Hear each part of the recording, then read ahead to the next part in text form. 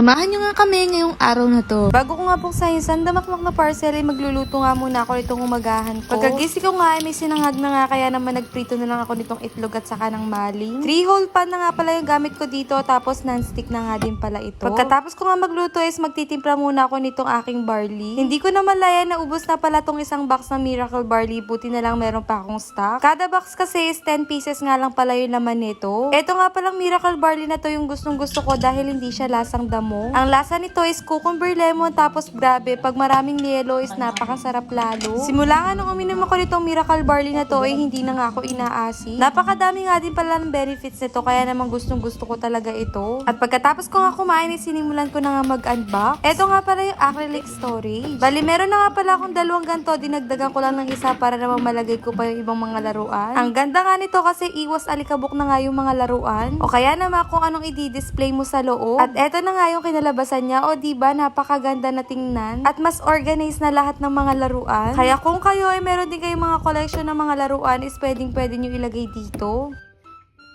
Eto naman yung lalagyan ng liquid soap. Kahit anong sabon, basta liquid, pwede dito. Madali nga lang din pala to refillan dahil ipepress nyo nga lang din pala tong taas. Tapos, naaalis din yung mismong lalagyan. Nako, mare, ito na nga yung trash ka na magugustuhan mo. Dahil pwede to sa kitchen at saka sa bathroom. Meron na nga din pala tong kasama na 15 pieces na trash bag. At kung hindi kaya isabit nito, pwede nyo rin tong idikit. Madali lang pala i-assemble ito. Pag nalagay nyo na nga yung takip na yan is okay na, tapos depende na lang sa likod nyo kung isasabit nyo or ididikit nyo. Tinry ko nga sabit dito sa cabinet sa aming kitchen, kaso hindi pwede dahil sasagi nga siya. Hindi na malalaki yung mismong cabinet, kaya naman tinry ko dito sa lababo, kaso nasisikipan naman ako. Sayang naman yung space na paghuhugasan, kaya naisip ko alisin na lang. Pero buti na lang meron nga siyang kasamang pandikit, kaya kahit saan is pwede nyo siya idikit. Dito ko na nga lang din pala yan dinikit sa may taas ng cabinet. Madali nga lang din pala siya alisin, kaya naman pagbubuksan yung cabinet is pwede.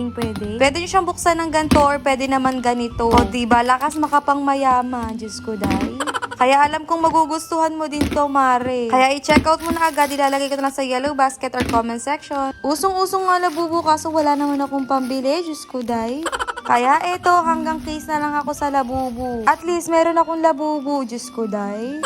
O kayo ba, meron kayong gantong labubo?